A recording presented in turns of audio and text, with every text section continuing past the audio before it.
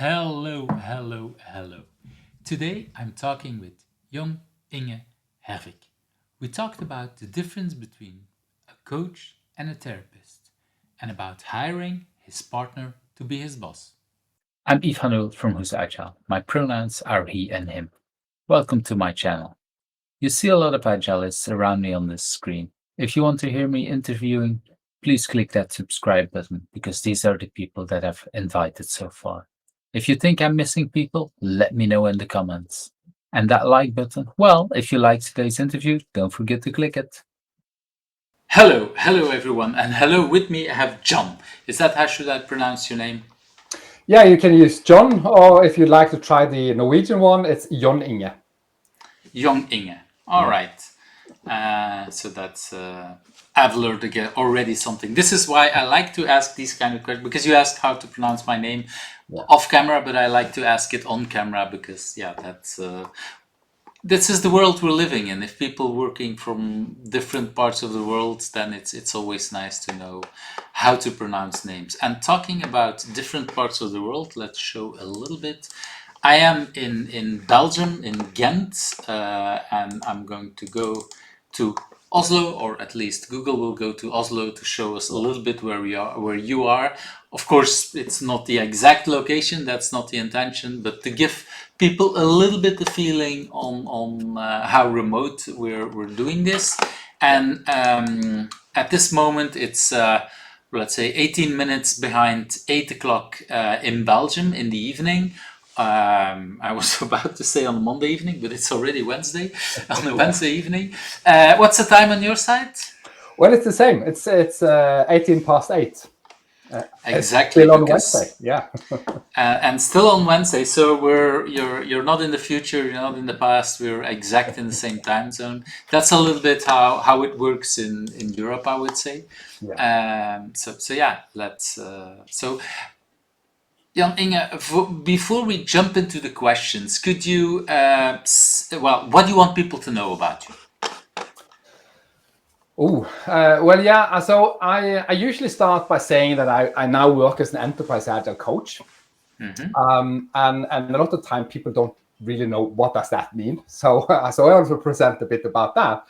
And briefly, I say that an enterprise agile coach, or what I do as an enterprise agile coach, is really about raising awareness about our values, what is important to us, but also what we are doing, the actions, the structures, how we working. And when we have awareness about these things, it's easier to start aligning them so we can make more deliberate, conscious decision towards our goal. So it's a lot about really awareness. So as an enterprise agile coach, I also do trainings. Most of my work this year has been trainings. I do some mentoring and coaching on teams and also leadership. I do some leadership development. And the last couple of years, I've really done a deep dive into coaching and leadership development, which is my new passion. I started in agility as a developer and ended up becoming a kind of a manager. And then after some time, I then got into agile coaching. Other things I can share is that on my spare time, I like playing games. I love video games. I have some games I play a lot over and over again. So I'm really like a completionist when it comes to gaming. But I also like board games and playing with friends. So not as nerdy hobbies are trying to get out and do stand-up paddling, especially during the summer. But I also have a suit I can use in autumn and early spring, and take walks. Something I've been started to take up more small walks in the forest, really. Could also share that I'm a father of two girls, starting to grow up now, so they're teenagers with all of that fabulous development that is going on in that as well. I also not like to nerd about a bit around looking at YouTube, looking at astrophysics, philosophy, those kind of subjects. And I'm married. I'm married to my boss, actually. Wow. So, yeah, I hired my then girlfriend to become my boss. And All right. So it's the opposite. It's not that you yeah. that yeah. So okay, that's interesting. So you first had the relationship, and then you hired her to become your boss. Yeah. That's interesting. That's yeah. Typically, when people say I have a relationship with my boss, that's like, okay, how do you start this? Because Yeah. it's always a little bit strange. But this is the opposite around. So Yeah. that's I hired her. Yeah. and for you that works working with your partner, because that's not given for everybody. Working with family is already hard, but working with your partner, I Yeah. would say, is the next level. Yeah, we found out during the pandemic that we really, really like spending time together. And we also have similar thoughts Luckily, about, yeah, there were many people that discovered during the pandemic they didn't like spending time together and they were forced to stay together. So yeah, yeah, okay. Sorry, I yeah. made a joke out of it, but it's really good. But that was what our friends also said. They said, well, I can't actually stand this this lovely person that I'm married to, because we're 24/7. But for us, it was opposite. We spent all our time together. So we figured out, well, we have similar ideas about the world. Let's also try to work together. So Right. we've been doing that since the pandemic, actually. Yeah. That's kind of nice. Yeah.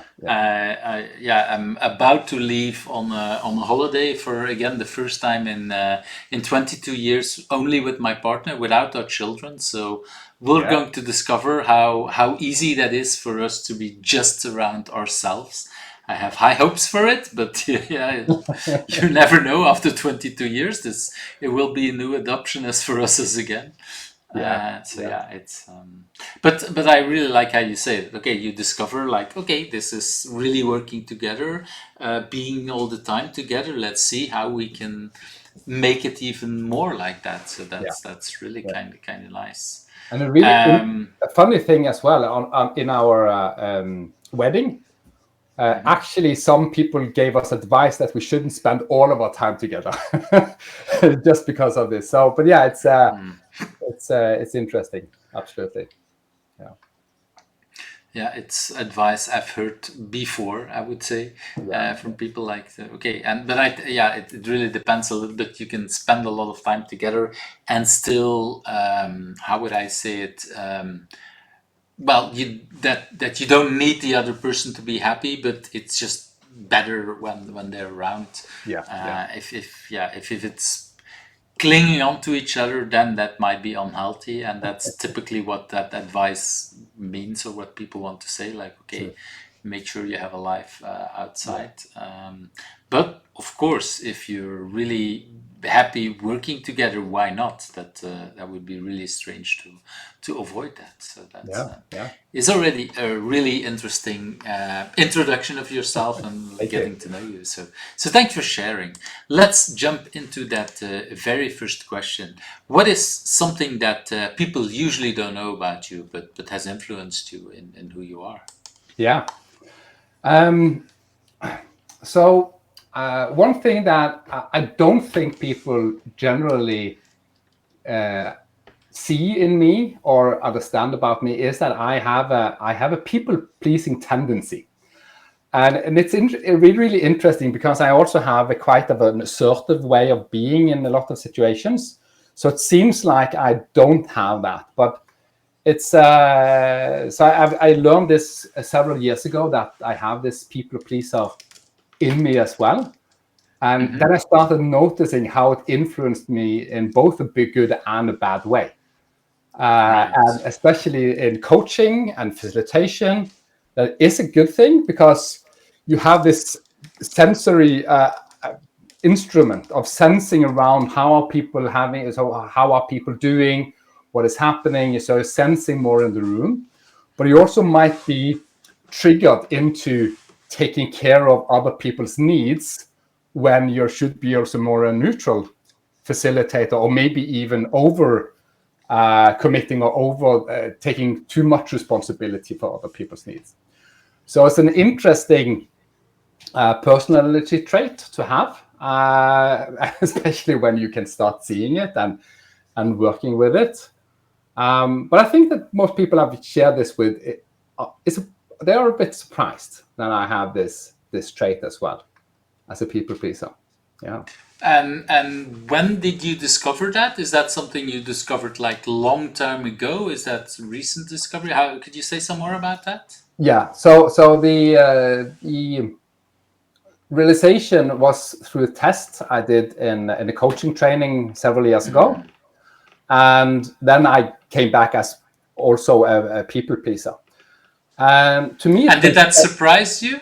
Well, it made sense at the time for me when I saw it, but I didn't think about myself as like excusing myself or I have to please everyone. But I could see it from the description that I have a tendency towards trying to read into people. How would they like me? How would they be pleased about me? So that's the trait in it. But I think other people were more surprised, really, around that. But after I did the test, I started seeing more of it and how it showed up, also in a not so good way. Because as a people pleaser, you can also start getting a bit strict about other people's not seeing your needs. So it's since I see your needs, then you should see my needs. So it starts becoming like guessing what I'm thinking or feeling. Yeah, a lot of people pleasers have the tendency, okay, I will help your needs, and then you will like me basically, and then you will hopefully do what I want to do, and or even automatically do what I want to do without asking, because a lot of people pleasers are doing things for others. We can go on for a very long time. There's a lot of research and and I would say a lot of people in coaching might have that tendency. Not everybody, but a lot of them. Yeah, it's you're not the first saying something similar. I know quite a few coaches who have that similar trait. Could you say some more about how that influenced you? Yeah. So one thing is that before I realized it, I think it influenced me in a way that I would try to guess people's needs as obviously, and try to be a good host or a good trainer or even a coach by having them feel comfortable. So it will influence me when I didn't know about it. It would influence me a negative way, even though it didn't necessarily feel negative. But when I started realizing it, I started using it more as a superpower, understanding that I can actually have more of a sensing outwards than other people without this. But I also need to keep it in check so I don't move too quickly in one or the other direction. But it also influenced me quite heavily on realizing that people can't actually read my mind. And it sounds a bit strange because, yes, we are grown-ups. We know this, but it's like this juvenile thinking of, well, you should have understood that I want the tea since I stared at it. Right. But starting having that realization also supports me in that curiosity in coaching of not knowing for myself and for other people. So I think that helped me realize more of this not knowing or curiosity, not having interpreted other people's feelings. And does it happen that that you do the opposite? Like because as a people pleaser, you might see that somebody's looking at the tea, and then you offer them tea, or you maybe even pour the tea without them asking. Did that ever happen that people felt offended by it, or that because you were rescuing them in a way? Yeah, I think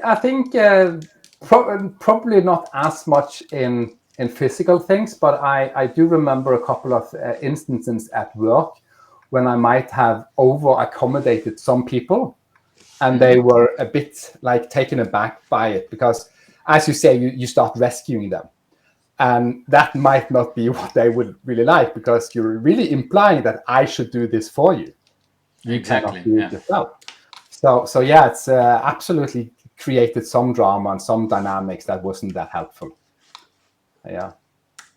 Yeah, I'm asking because my mother was. I'm not sure if she's a people pleaser, but she's she definitely has a lot of traits of rescuing people, and yeah, that didn't help me growing up. It took me a really long time to realize what was happening, and why some of that why I got allergic to some of the rescuing that other people were doing around me. And yeah, that's the kind of thing.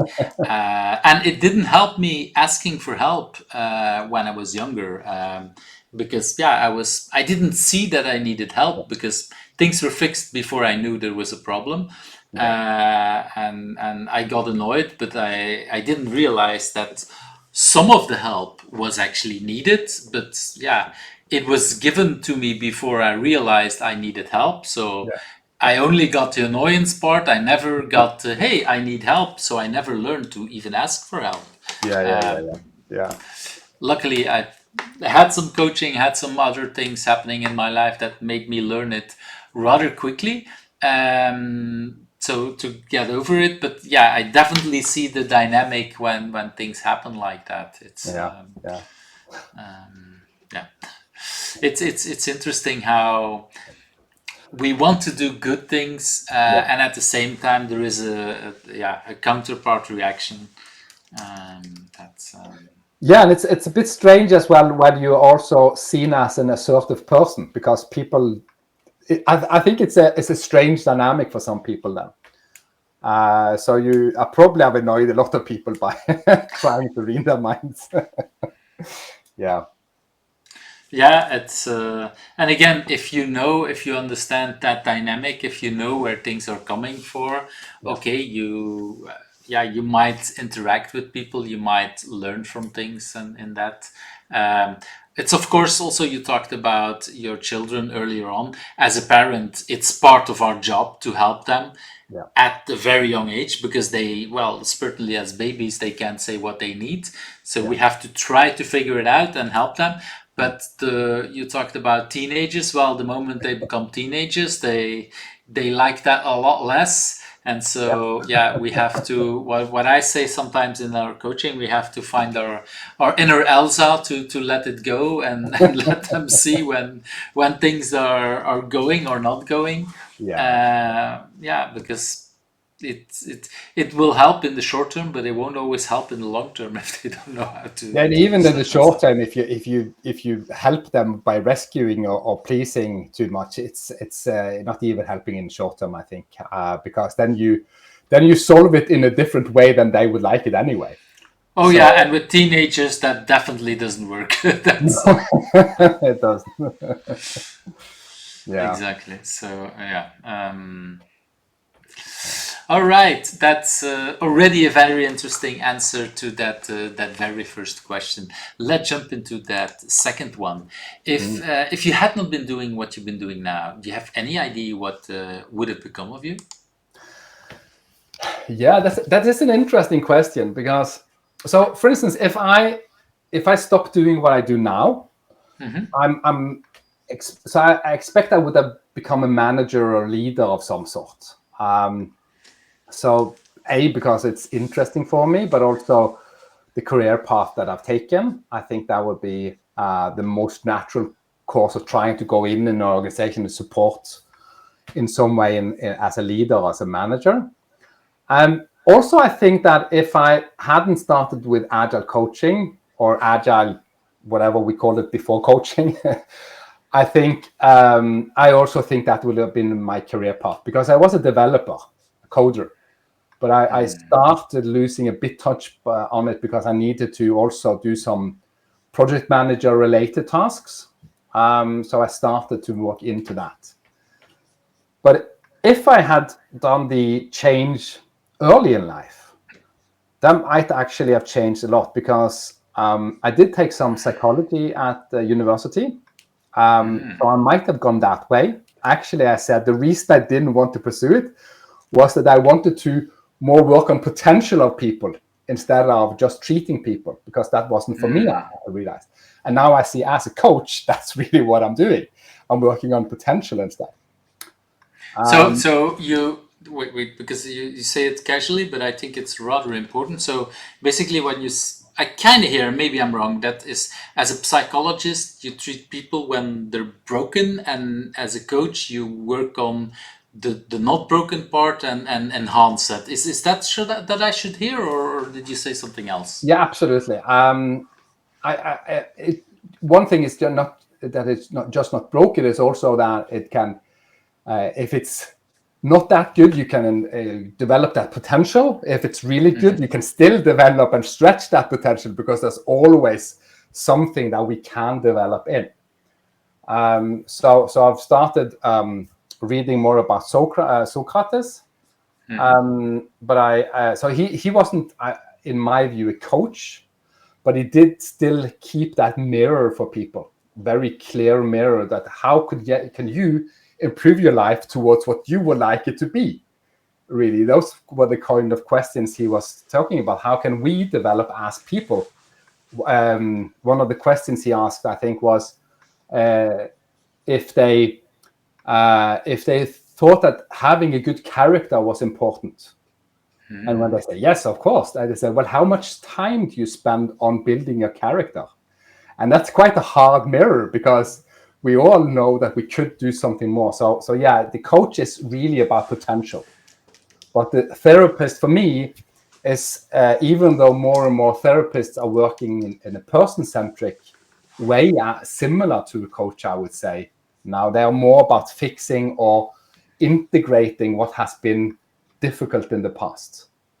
So rebuilding or reintegrating or even fixing, as you say. So yeah, I think that's a good distinction. All right. If you say, if you had not been doing what you've been doing now, you probably would have moved into the managerial part. Yeah. Was there anything that when you were a young boy, when you grew up, that there was some kind of dream of you becoming, or was there another, in another dimension, some other kind of path that you were thinking about? Yeah, actually, I wanted to be a stockbroker, a trader. Wow. So, yeah, I've always loved math. So when I was also in school, I loved math, and when I started learning about economics, I loved that as well. And we also had a game we played. I don't remember the name anymore, but it was really just looking at stock stickers or tickers, and the game was simulating the stock market. So you were buying and selling stocks in the simulator. And it was an online game, or no? Okay. This is back in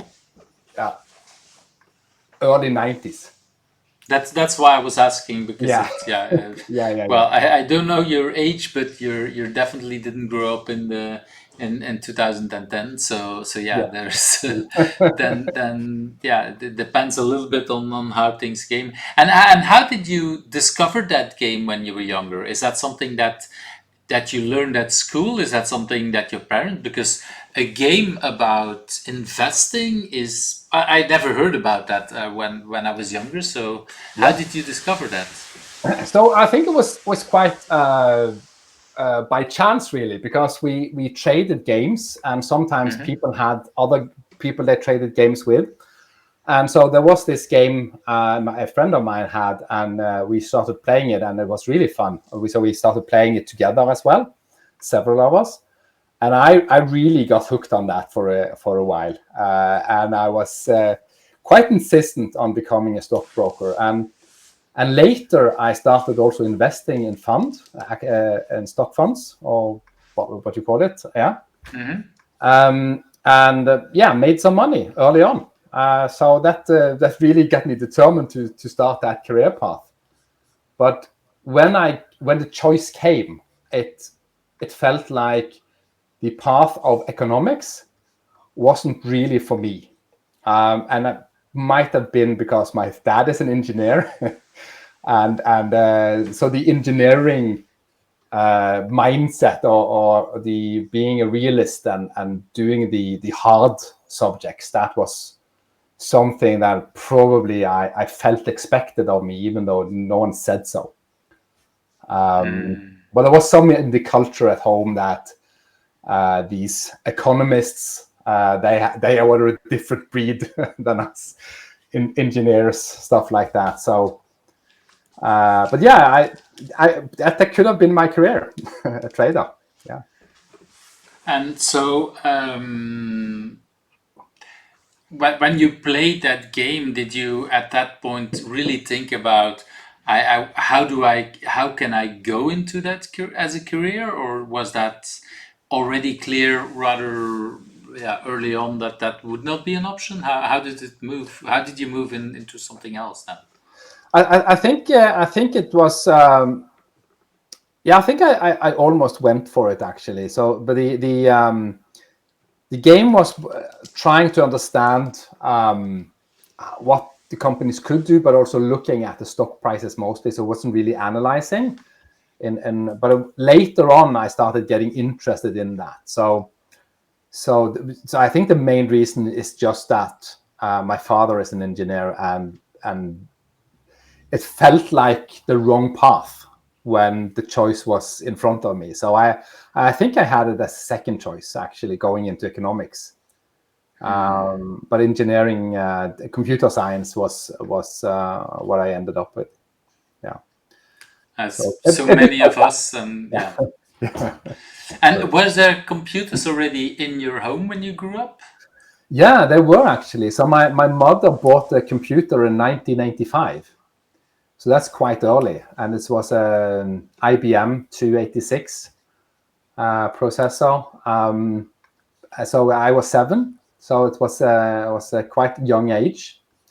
And I started, gaming, obviously, but also a tiny bit of programming in there, also designing the ASCII font or menus, stuff like All that. right.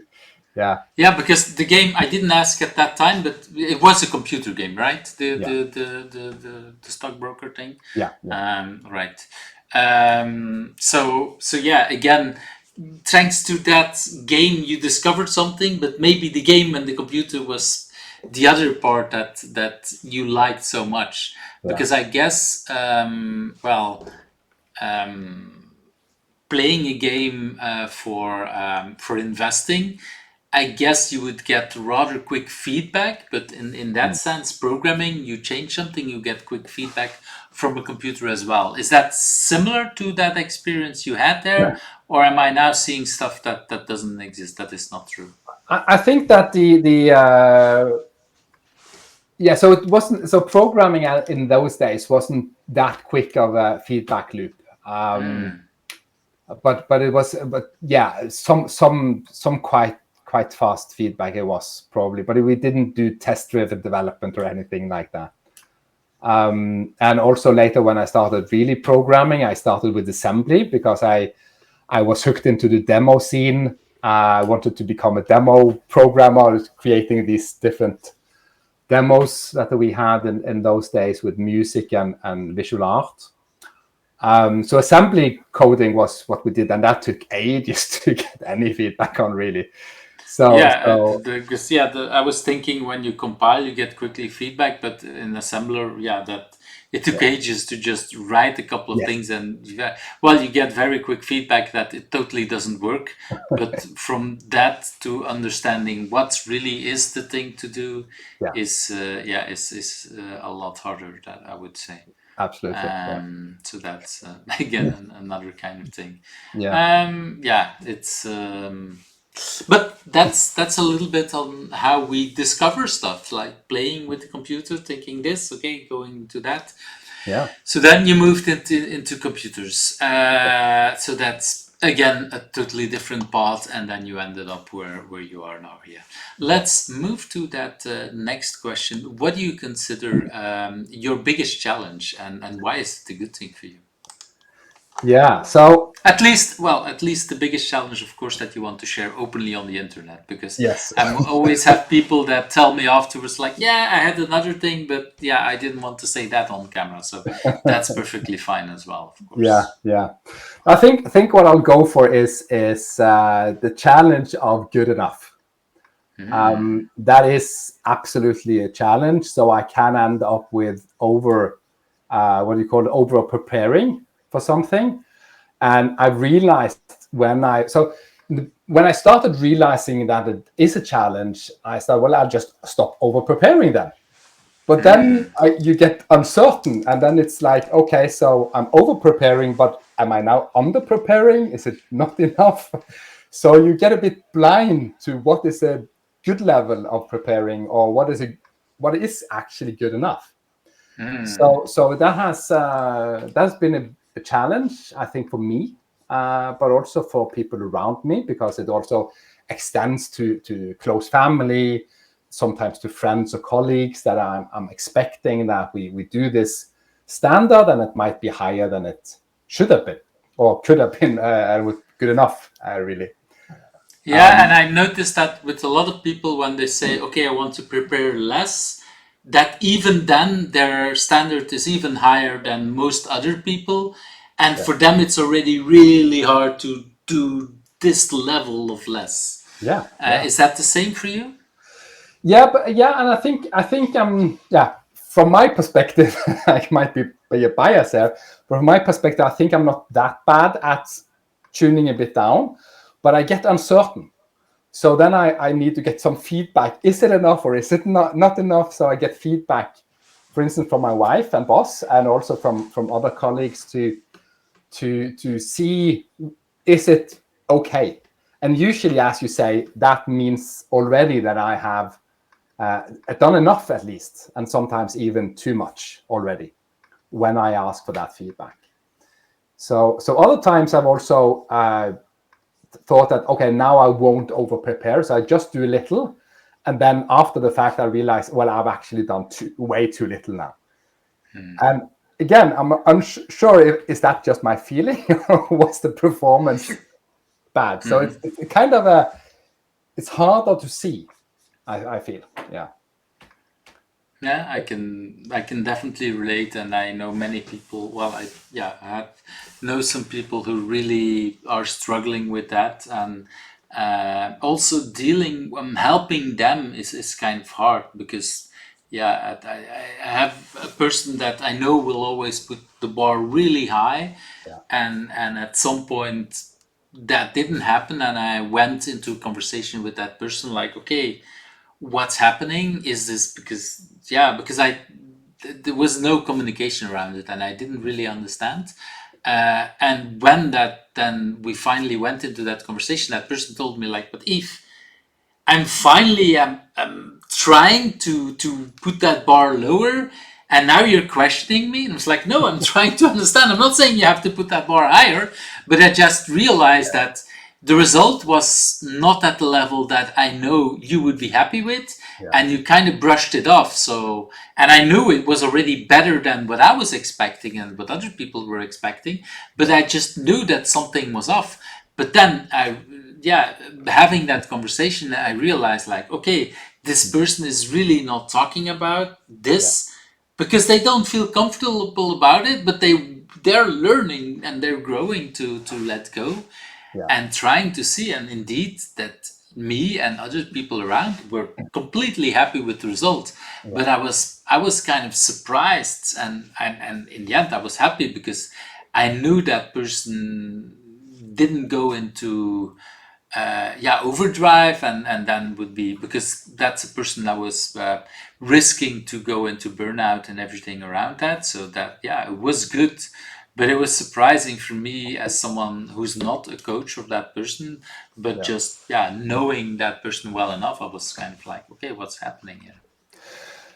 Yeah, and I think the so one of my things that I really need when I'm in, or when I need feedback, is also to try to have a bit of a contract around how the feedback can go, because I really recognize what you're saying there, especially if you're a bit stressed and you think that you have been able to not overperform, and then you ask for feedback and they give you feedback, as you said, and then you realize, oh, I should have done even more.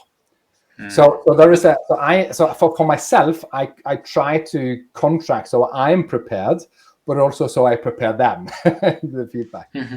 Yeah, but in this case, what I'm talking about, I didn't even expect more, but in that conversation, indeed, that person had the feeling like, hey, you're pushing me for more. No. That's not what I'm saying. But for me, as not really an outsider, but as a friend, I would say, it was kind of hard to deal with that. And because I was not a coach, this is a personal connection of me.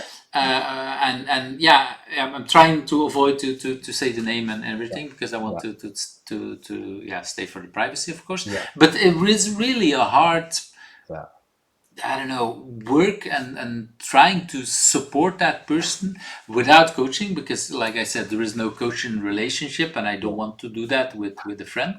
But it's sometimes really hard around that kind of things. It is. But as you also said in the question, so how it's a good thing, because the other part of it is that you do get the kind of quality around it. So even though it's a stress factor and can cause a bit more work, it is also something that drives my quality work. So it's that also makes it harder to let it go because you see the benefits. And it is a bit of a both ends. So it's important, I think, to get feedback to hold it in check. And I think that's the other thing I've learned also through this is to ask for feedback, because I know I'm blind. So I can guess, but I know that I'm struggling to find the right level. So in that way you can create positives out of it, but it's a typically burnout trait if you don't watch out. Especially in some organizations, they will feed out of people that are striving for that feeling of good enough. And I think that is a danger in our workplace or in our environment. And I would dare to say agile doesn't help in that sense, because people who are people pleasers, people who put the bar high. So it's not the same, but you have both. These are the kind of people that if you deliver every 2 weeks, for example, in a sprint, that keeps going, and then even if it's good enough, you still have to have that bar for the next 2 weeks or the next or whatever. And I've noticed that in agile, these kind of people who are really wanting to perform and put the bar really high can go into a burnout very easy if we're not struck. And of course, in the very first projects like Extreme Programming, Ken Beck made it clear, like, okay, this is for sustainable pace. Later on, it moved that to 40-hour work weeks and so these kind of things. But it's still very tempting. I've seen, I would say, the most performing people in Agile that I've worked with going for a burnout if we don't protect them from it. Is that something you recognize, or is it just me? No, absolutely. And I think it's to do with the structures are really, and the processes really lend itself to just continuing working, improving, and there's no end line. But I think the values are supporting us to pull a bit back, because so from the manifesto, even individuals in interaction over process and tools, and I'm not sure about the XP one, but sustainability has been something that has been throughout Agile, especially in the early days. I remember we talked about sustainable pace. I don't hear that much anymore, actually. So that's a good point. I remember, what is it now? 10, 15, 15 years ago? Yeah, even more. Oh, it's more.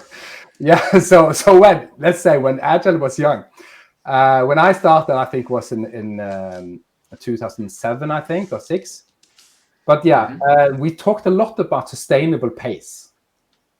And I just realized that I don't hear that as much anymore in the agile space. So that's maybe something to start talking about again. A sustainable pace, yeah. Exactly. That's why I brought it up, because I've noticed that in the agile world that then it's, and somehow when I talk with people who have burnout or worse, their managers, sometimes these managers think, but these are just lazy people and whatever. It's like, no, this is exactly the opposite. It's the people that want to do good, or the other part, because it's not the only way to get a burnout, with the people that have the feeling they can't control anything of their life, professionally or personally. That's another part, of course. Absolutely. So there is a lot of that. And so you talked already about that challenge. You talked about that good part of you, or that good part for you. Was it easy for you to see both sides? No, I won't say that. I think in the beginning, so for a long time, I was completely blind to this.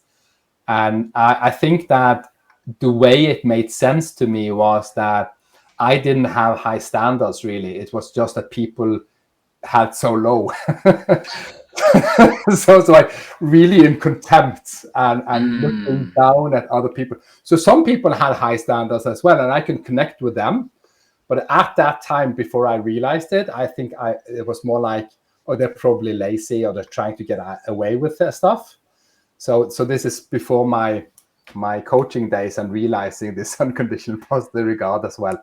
So coaching has helped me a lot realizing stuff. But I think just I have had this feeling that I was delivering mediocre, and other people were just not trying. So I never thought of myself as a top performer.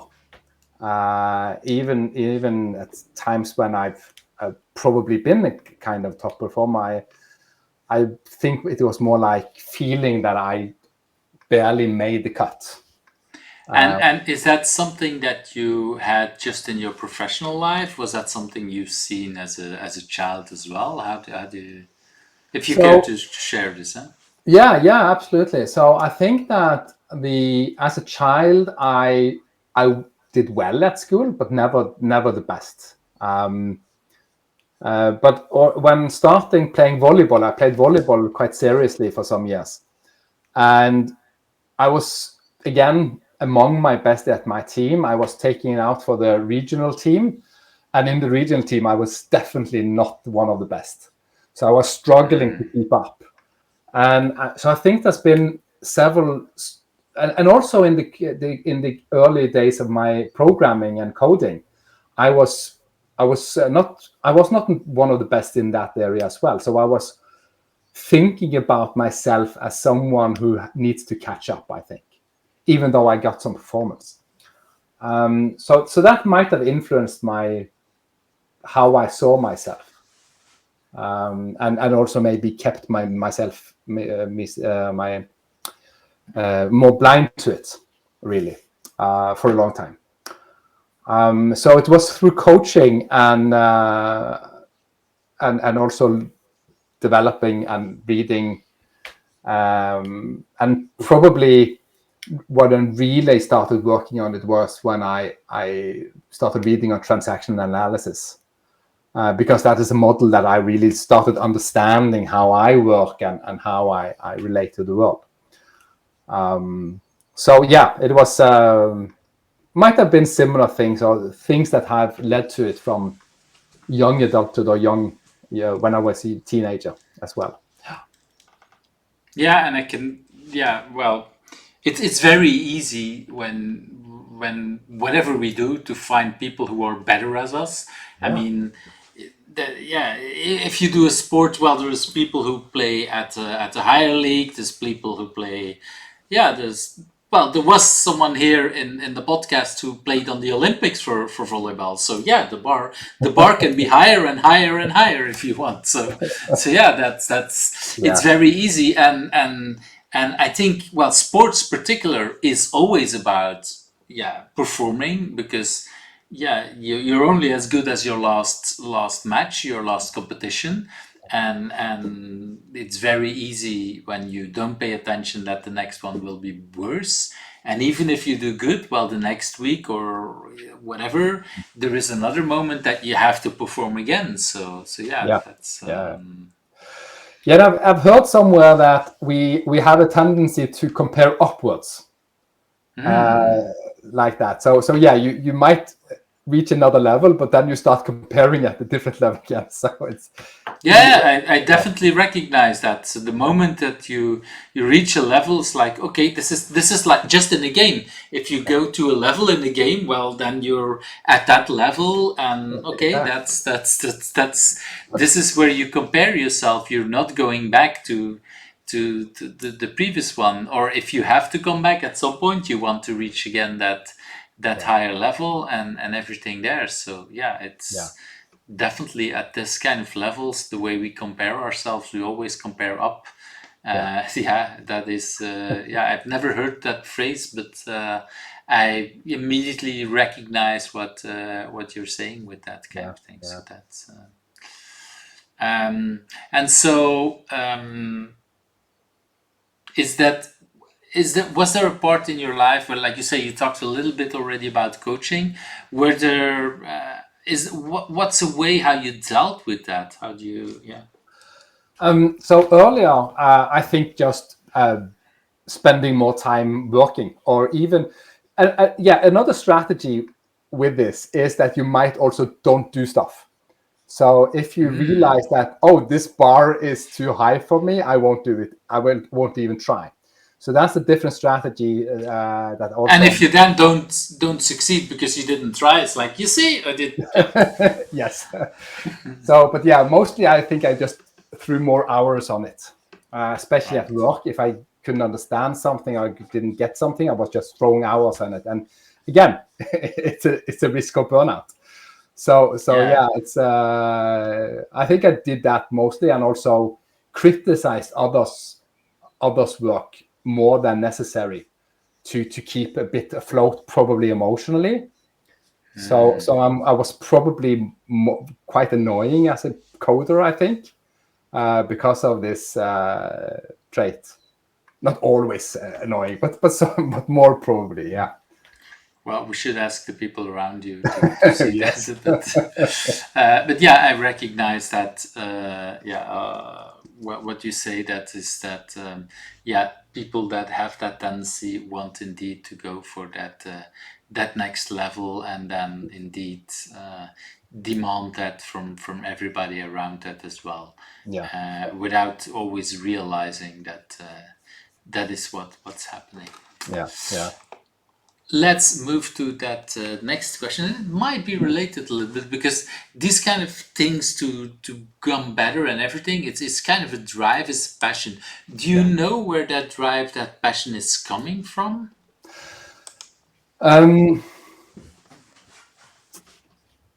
So it's I think the main driver in it for me is about learning, but there's also something about, and I can't, yeah, development in all aspects, I would say. To take the gaming route again, so one of the types of games I like is role-playing games, or similar games where you can level up. So you level up your character, and then you spend time to figure out, should I develop this skill or this skill? So those kind of developmental things, and seeing that development of potential, but also in learning, just going deep into some topics, maybe going broadly on a lot of different topics. That really drives me in what I do. I can spend hours and weeks sometimes on some stuff. So yeah, there's a real driver in learning or developing. And I wouldn't say becoming better. It's more like getting a grasp of it, of being able to, or something that kind of development. Yeah, I can definitely see that kind of thing, to keep learning. I think in this podcast, a lot of the people here are saying something similar. Yeah. Not always with the same words, of course, but there is a lot of drive in learning. And when did you discover that? Was with little John, was that the same thing? You also wanted to learn, or is that something you discovered later in life? No, I think I've always liked learning, but I think my father wouldn't have agreed because at school it wasn't that obvious, and maybe that was also his standards. But I think that I did well in school, so that's. But I didn't spend a lot of time studying at especially younger classes. Later, I did really much. But I would also, especially in computer games, but also we had Dungeons and Dragons role-playing games. I would spend hours reading these books that came with the Dungeons and Dragons. We bought new books, so we'd go deep into understanding the whole world. We would discuss Lord of the Rings and try to understand the world around it. Even at that time, where games didn't have that much of achievements in them, we would constantly try to have the best score. Me and my wife, we played a tower defense game a couple of years ago. We played it through, and then I went back to get the top score on all of the levels. So it's like it's completionist way of thinking as well. It's not only learning; it's have done that. I've learned all of the things in it. Was that something you, as a developer, had as well? That you, for example, wanted to learn a full framework, or how? Yeah, that's a good point. I haven't thought about it, but yeah, that was really trying to check all of the boxes on the certifications, getting the best score on certification, reading up on the different frameworks, as you said, and as a Java developer, that became quite heavy after a while because there's all of the frameworks really. There is a lot there. And for example, I don't know if you were still, well, there's since a couple of years some tendency to do kind of a gamification of learning to go to Advent of Code of Event. I keep forgetting the name. Is that something you've done at some point? Because that probably is something that is from the last years. But I know quite a few people that tell me it's very addictive because you get basically you get an assignment that you have to finish by a certain moment, and or for that day. But I know quite a few people who want to do it as the first and find it or find the smallest piece of code or whatever, find all kind of ways to trigger themselves to learn others. Is that also something you had, maybe not in code Advent of Code, but for as a developer you wanted to write the cleanest code, the smallest code, were there things like that? Absolutely, yeah. So when clean code came out, I was focused on getting the best clean code. So I loved refactoring. I would take people's refactoring and do it for them. But I also remember before university, we got some calculators. I actually have it right here. So there's this old calculator we had, and we could program them. And one of the assignments we gave ourselves was to program not a game, but a program that could figure out if a number was prime number. And our competition internally in our group was who could do that with fewer lines of code. So it was kind of a math problem, but also a coding problem. Right. So that would be a similar thing. Yeah. Well, again, that's what I was trying to go to, is that indeed at that kind of level you had very limited memory, so you had to do it very small. These days we have in our pockets, we all have computers that are more powerful than the one that is in a rocket that's been already 30 years in the sky, and that still is it's insane what we can do, and what we do is then play games on it, but that was used for well, more serious stuff. Okay, some people might discuss and say that what they're doing on their phones might be serious, but okay. Yeah. So Yeah. yeah, really wonderful stories and really wonderful Yeah. things on how Yeah. interesting that is. So talking about drive, talking Mm. about passion, do you that typically leads to achievements, or for many people things. Do you know what is Mm. your biggest achievement? Do you, yeah? Yeah. Yeah. So I have a I have a more boring answer. You could say it can be interesting as well. So let's do the traditional one first. So I think my biggest achievement in what you could call work life is to become a trainer in the different courses that I'm having, and also started doing that in Norway.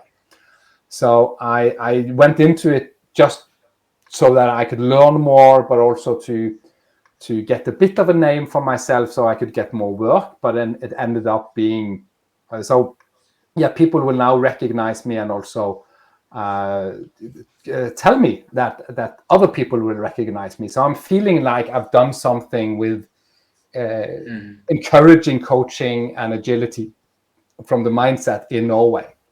So I'm quite proud of that one. So that's my biggest work achievement.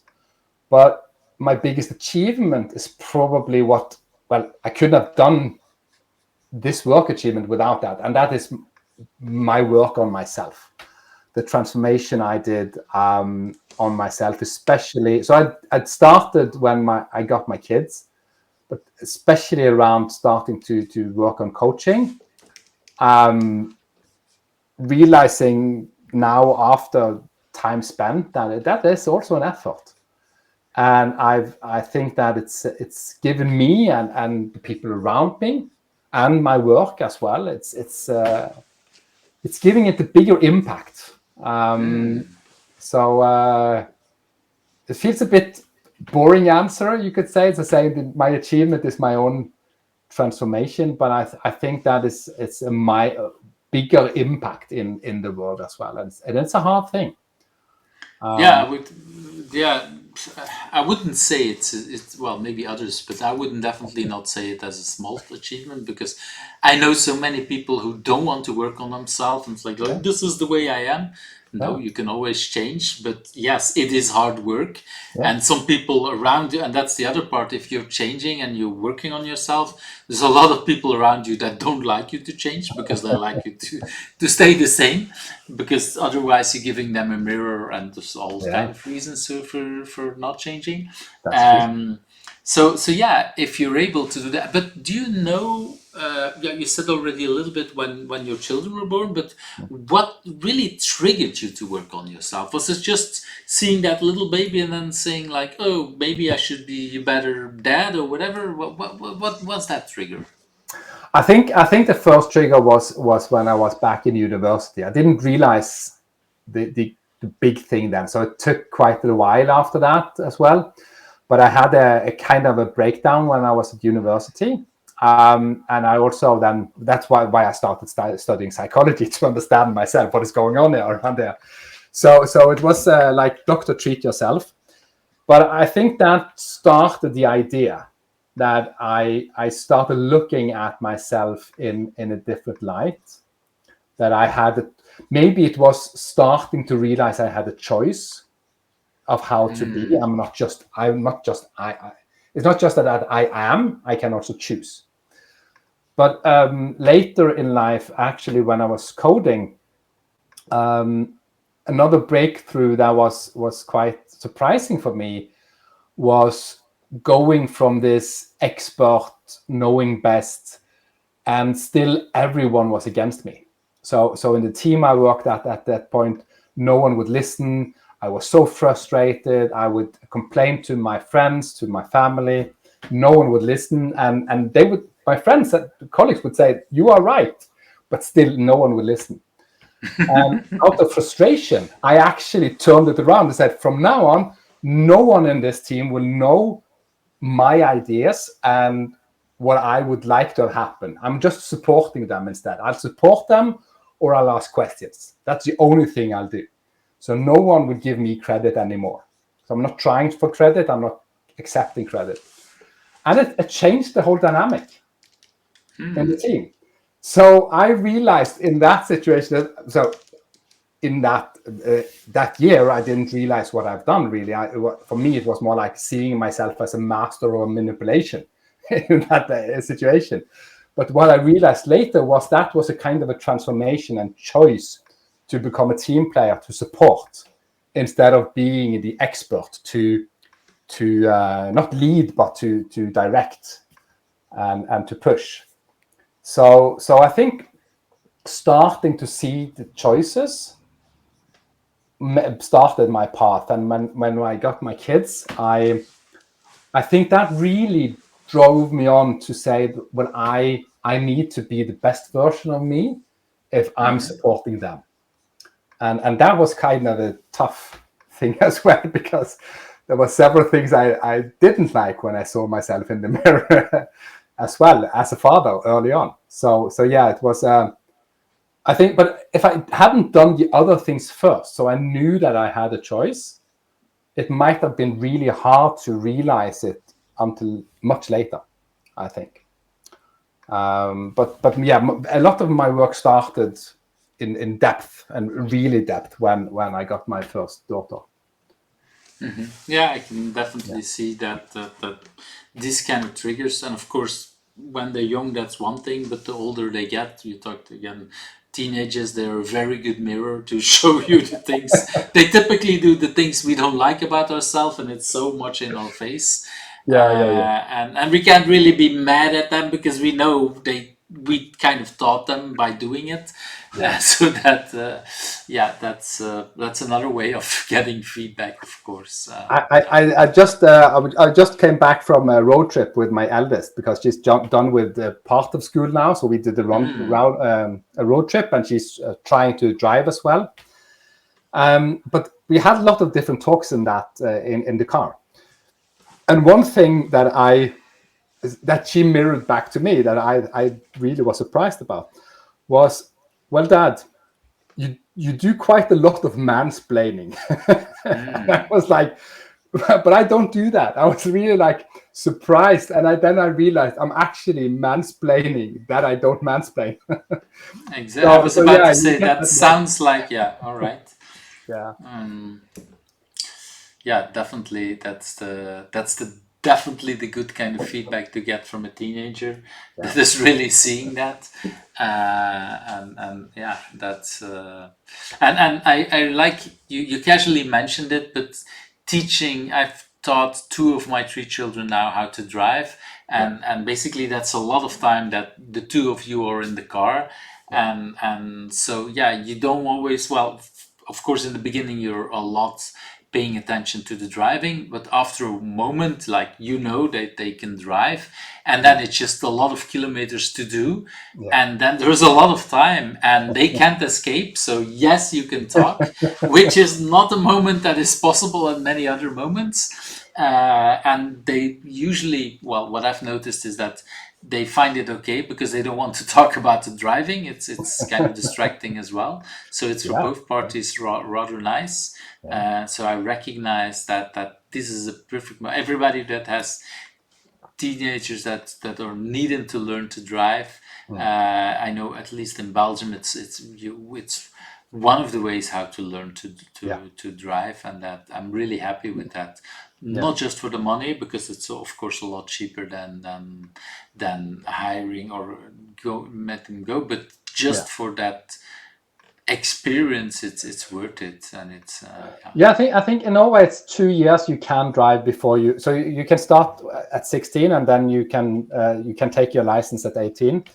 And I've heard that 2 years is actually what it takes to rewire some of the brain activity to actually be able to do automatic stuff.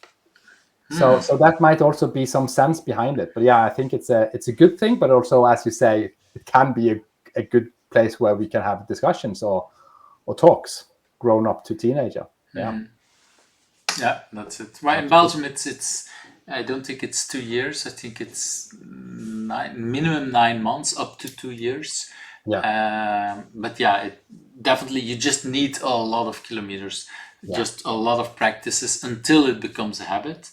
And yeah, that's really a good thing, and you're really a lovely experience. I like to say. Let's move to already the next question. Do you have a personal agility tip to share?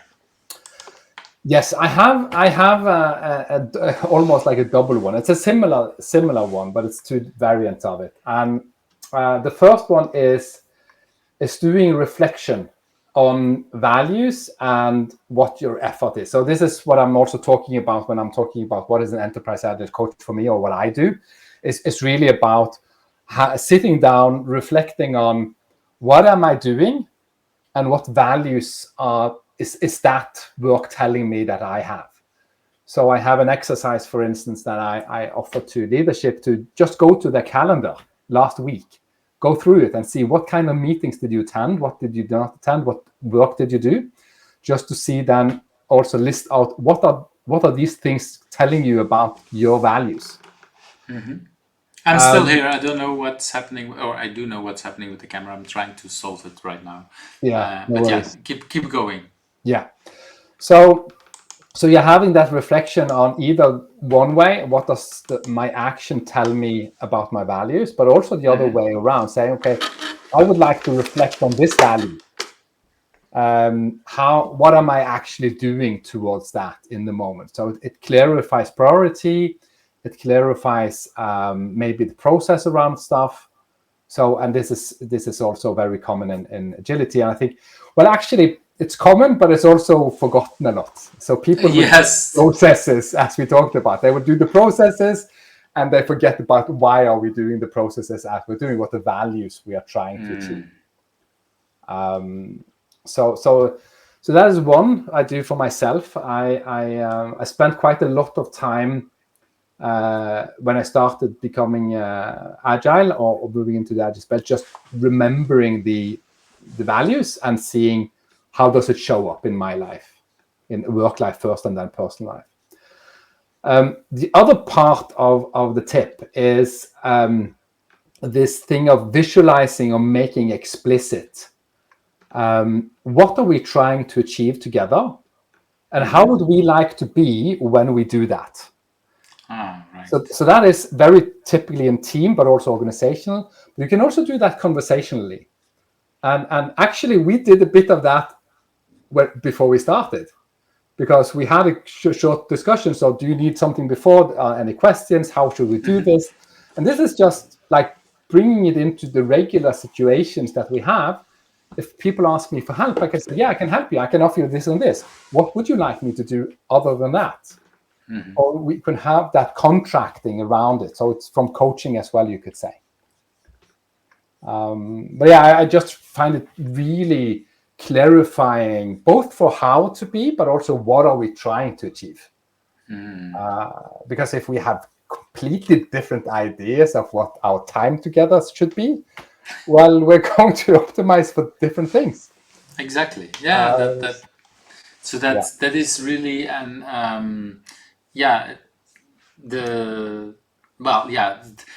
one of the typical ways to be hired as a coach is that or in a lot of cases people tell me like, oh, we want the team to do agile by the book, and then I'm pointing to all these books behind me like, which book do you want, which values, what do you want to do, and really like it's not about the practices like you say, but what is it really, what's your goal really. And that's the interesting conversations. And sometimes people don't even understand what they want. They just have heard from whatever a friend with who they went golfing that agile is a good thing. Then probably I'm not the best kind of person to do, or at least not until you have discovered why you want to do that. And that's is indeed a very good way to start conversations, to start relationship, professional, personal, like, okay, what do you want to get out of this? I think that's also the kind of thing with relationship, like, okay, are we still aligned on our values? Are we still aligned what we want from this? That is something that is rather important to to align on. So really, really good tip, I think. Yeah, I think also to have it more into your day to day. I think for me at least, it's been also a bit practicing on wording that fits, because some of the agile jargon or the way you would show up at work won't maybe work as well before a dinner party or something. But just finding the same essence of what you're trying to talk with them about, and finding different words about it. So then it's easier to use, and you don't feel like a nerd trying to say, well, let's set up a Kanban board around this. Right. So it's more like, okay, what kind of things do we need to be doing? What should we do first? Stuff like that. So it can throw really well into conversation if you give it a bit of a practice, I think. Yeah. I really like that, but like with many of these things, indeed, it takes practice. It takes having these kind of conversations all the time, I would say, to make sure that we can do these things. I want to move to that next question about remote work. What have you learned about remote work over the years? So the most interesting thing I think I've learned about remote work is the importance of the eyes, where we are looking. And now a lot of people have started being more comfortable just looking at the screen. We know we are not looking at each other's eyes, and it's okay. But during the pandemic, we did some exercises, which is a part of our regular classes. But we do an exercise where we try to show up as equals. And then when we ask people to embody that and really show it in the camera, they started looking around to look in other people's eyes. But as you can see, you can't see my eyes anymore, but seeking the eyes, that was so important for people when they wanted to be equal.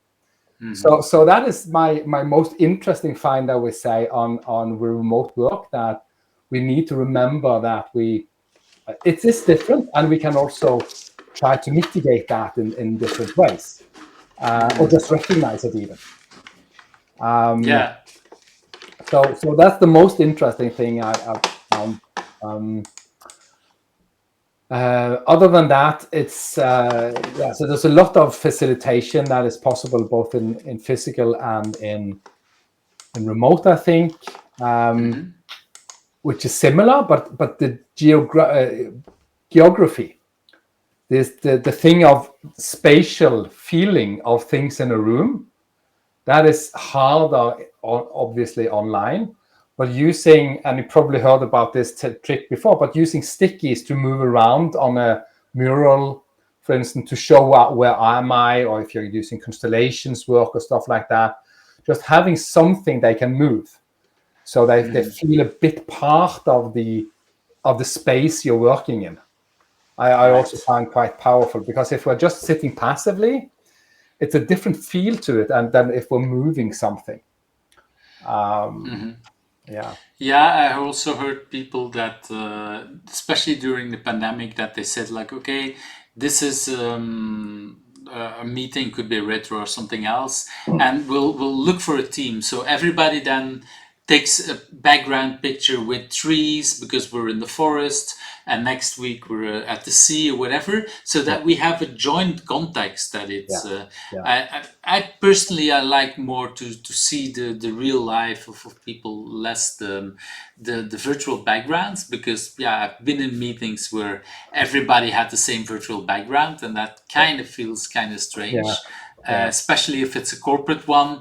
I do understand for some things when you want to talk with clients or whatever, but if I'm working face to face, or remote face to face with you, it feels kind of strange if you have the exact same background as the next person I'm talking to.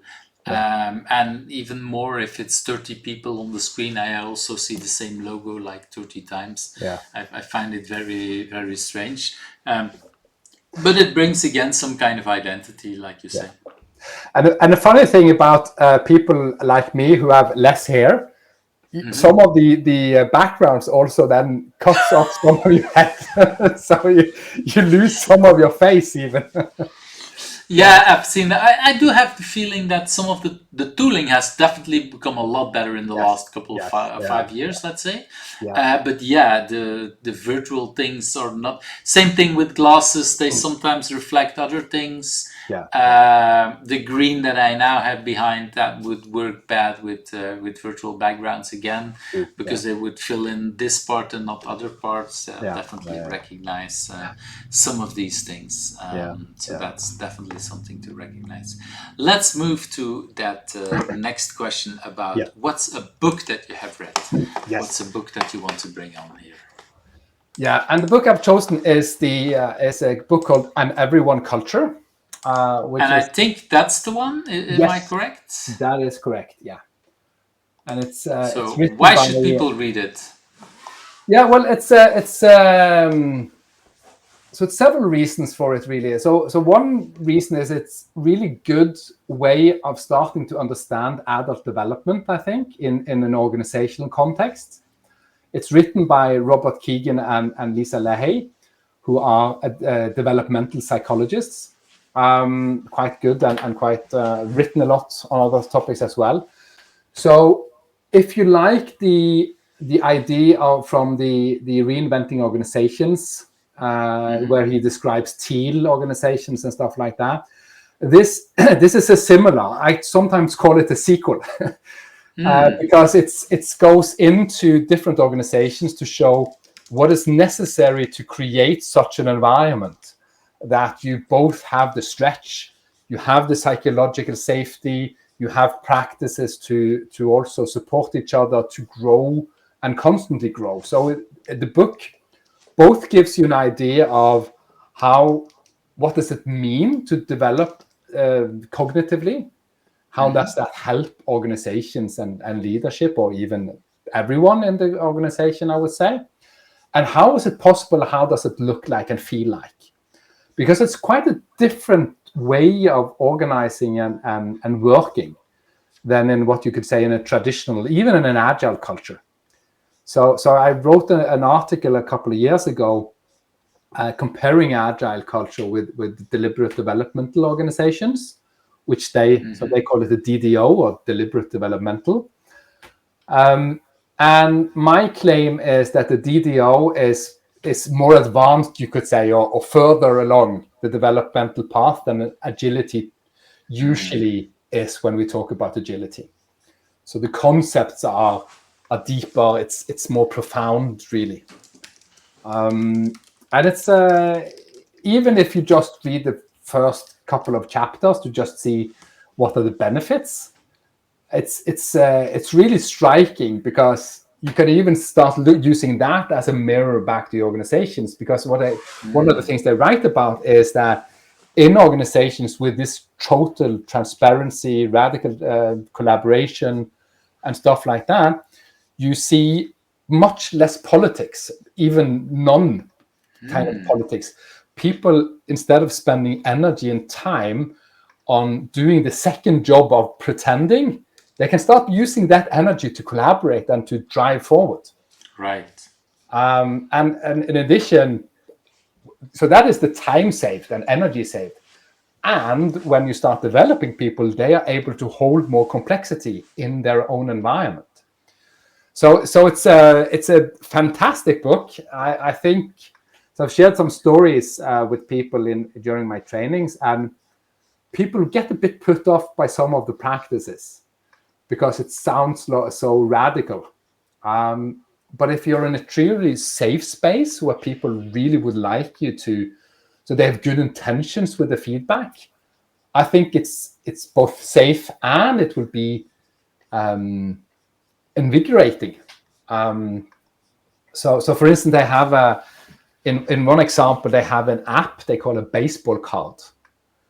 And the baseball card is that in this app, it's my challenges or what I'm working on for myself is written in the baseball card. So you can flip it and that's my challenges.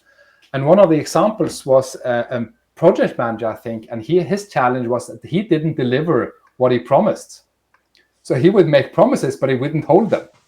And it said so in the app. So when they had conversations, they could say, well, actually, what do we need to do in order to make this less of a risk? So they can use the development in the work, but also as a stretch for him. So yeah, it's quite radical, but I think it's where we need to go with organizations, especially with the rapid complexity acceleration. So yeah, it's I would say it's maybe still curiosity and interesting, but after a while, I think it's going to be necessary to read it. Yeah. I really like that. I really like that. That's well, again, we're yeah, a lot of us were looking at what are some of the things to go to, and that seems to be a kind of one of the options, and definitely having less to worry about the politics and spending more energy on the real work. I don't think I know many people who wouldn't like that. Well, maybe the people who are really good at politics, they might not like it, but the coaches that you and I are or know are really much more interested in, okay, how can we get value out of things in companies? So then the politics is less interesting. So and the book isn't descriptive, so so it doesn't give you a prescriptive. I mean, sorry. So it doesn't give you a recipe to do it. It's more like these are the concepts that we see are in these organizations. So it's similar to what Lalou is describing. He's not saying this is a prescription to create it. It's more like these are things you will notice in that kind of culture. Yeah. Right. So it's and actually what I'm going to try, because you mentioned Lalou's book already now twice. Let's also bring it on screen. Let me see if I can go like this. So that's the book Reinventing Organizations from Frederick Laloux that you mentioned. That's the one. And indeed, very interesting book as well. So with that, we talked a little bit about two books, and I just discovered that that Lalou's book is already 10 years old. So like, wow, okay, insane, because I don't know if I read it when it came out. I definitely know I read it a long time ago, but it's like, wow, already again. Wow, and I don't know, that was the 10 years edition, or maybe that's already 2 years old. I don't know. Anyway, let's move to that next question. What's the question you think I should also ask you, and what is the answer? And this might be a continuation from what we've just talked about, because I think that the question I would love to answer is, what would a world living up to the agile values and the agile mindset look like? So imagine that we were able to do this globally as a community instead of competing. And I think this is also my dream. So I know I'm not getting there probably in my lifetime, but this is where my purpose and passion goes into. How can we support more and more communities or organizations to make sense of this collaborative way of working? And I think that if the world really, really lived up to the agile values and the mindset, I think we would have less.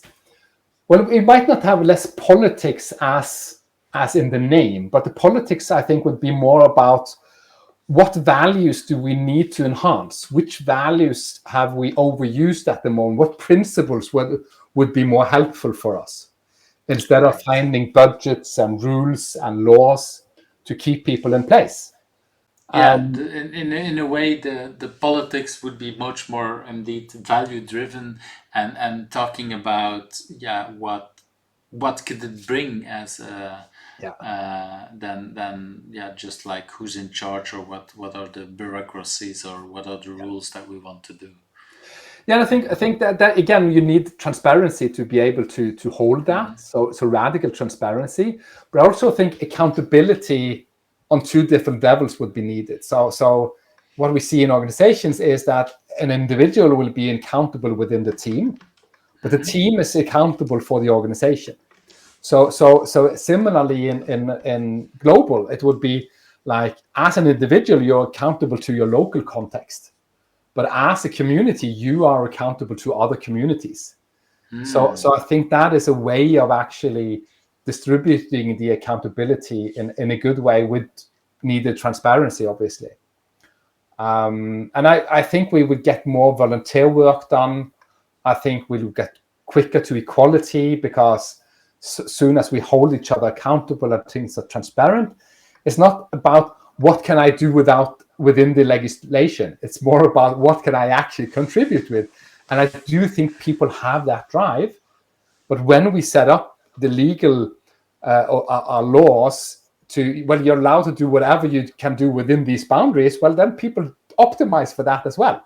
Exactly. So, and maybe I would have done the same, because as you know, I like gaming. I like accomplishing things. So it drives us within the boundaries of these things. And I think if we change the system, I think we will actually see a flourishing of collaboration and less competition for the sake of competition, which again goes out over sustainability. People are now competing for lower prices, and people are not able to live by the wages that they have. So in the US, people are getting 2 and 3 jobs. So I think that actually could have been quite a dramatic thing, and I'm hopeful. Maybe I won't see it, but maybe my kids or my grandkids. Well, yeah, that's yeah. This is hard. It's really hard to predict the future, or everything is hard to predict, especially the future. And if our children, but yeah, I really like that idea to have much more value driven. And like you say, that book that you talked about, actually both books help in that sense, and having that focus. Yeah. So thank you for that answer. It's really, really wonderful in that sense. I want to move to already that last question. Who do you think I should ask next? And I know that you have 2 names, 2 people that you wanted to invite. So let's.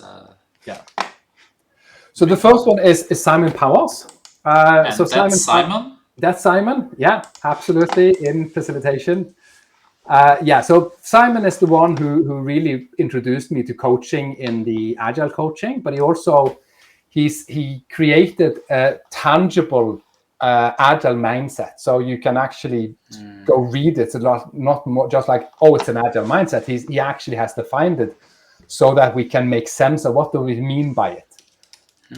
Even though I like it really, really much, and we use it a lot, the agile mindset, tangibly, I think that just having discussions around what you mean by saying mindset, what would we see? What are the values in that mindset? What is the worldview really contains of?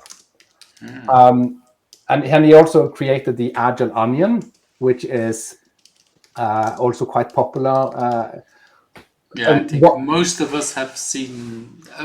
Yes. Well, I'm not sure his version, because there's so many adoptions of this. Also, but I let you go explain.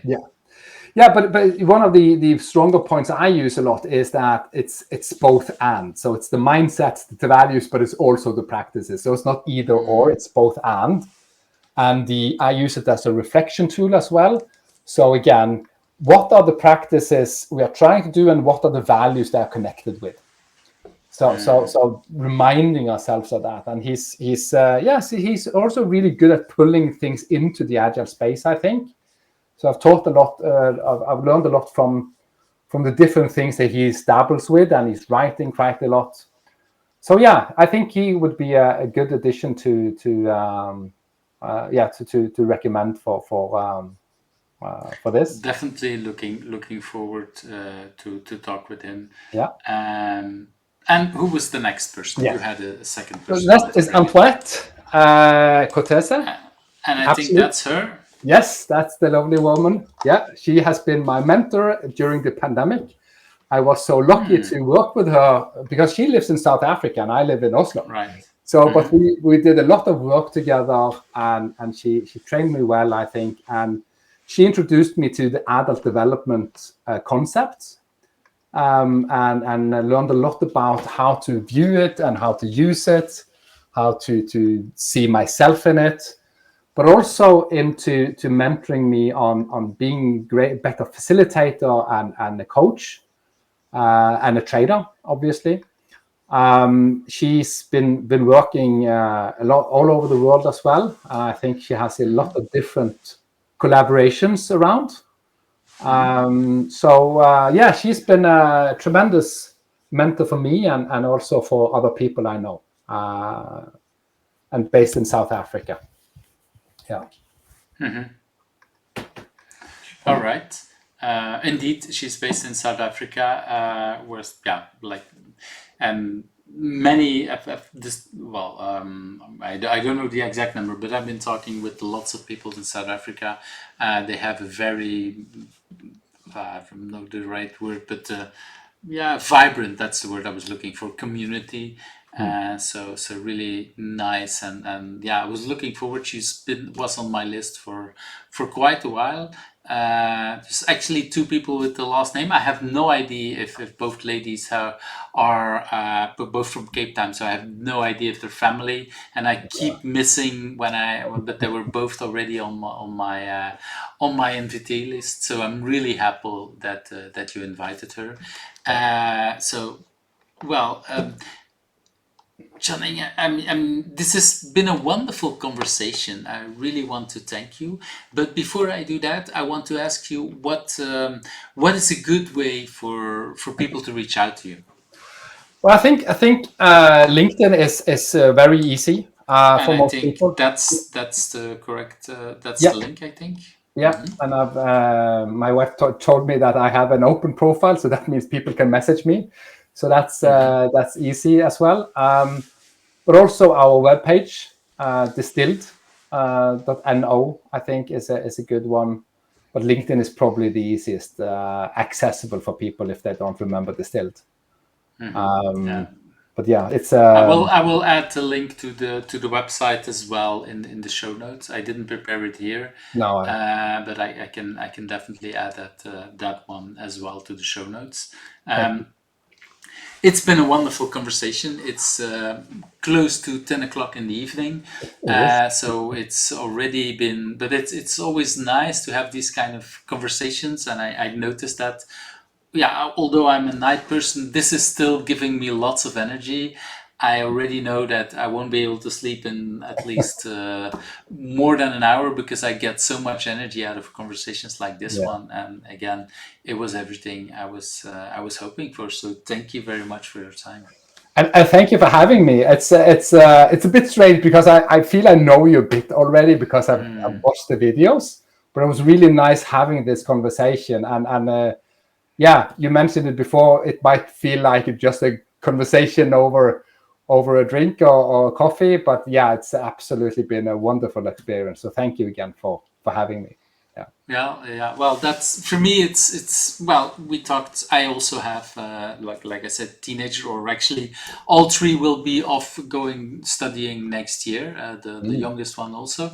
And for me, this is the kind of years that I want to spend as much as home as possible and not going. So my daughter just asked me, I think a week ago, like, oh, it's been so long since you haven't gone to I don't know, out of Belgium to go to a conference, and say, yeah, that's by design, because with this podcast I can see friends from all over the world, but I can sleep in my own bed. Okay, 2 out of 3 are not at home at this particular point because it's holidays in Belgium, but still I want to do it as much as possible from home, to spend these last couple of precious years that they're still at home as much as possible. And this is my my way to connect and make friends around the world. So that's brilliant.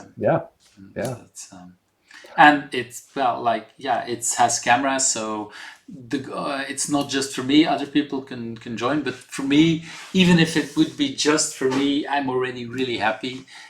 because like I said, I meet friends around the world, and yes, the goal for me is always to feel a little bit like, hey, I now have another friend in another country, and so yeah, it's really wonderful. So that's if that's the feeling you have, then for me, accomplishment, achieved. So absolutely, yeah. Okay, well, see you. See you. Bye. Thank you for watching Who's Agile, where the stories of agilists come to life. I hope you liked today's interview. Subscribe if you're not subscribed and want to get to know other agilists.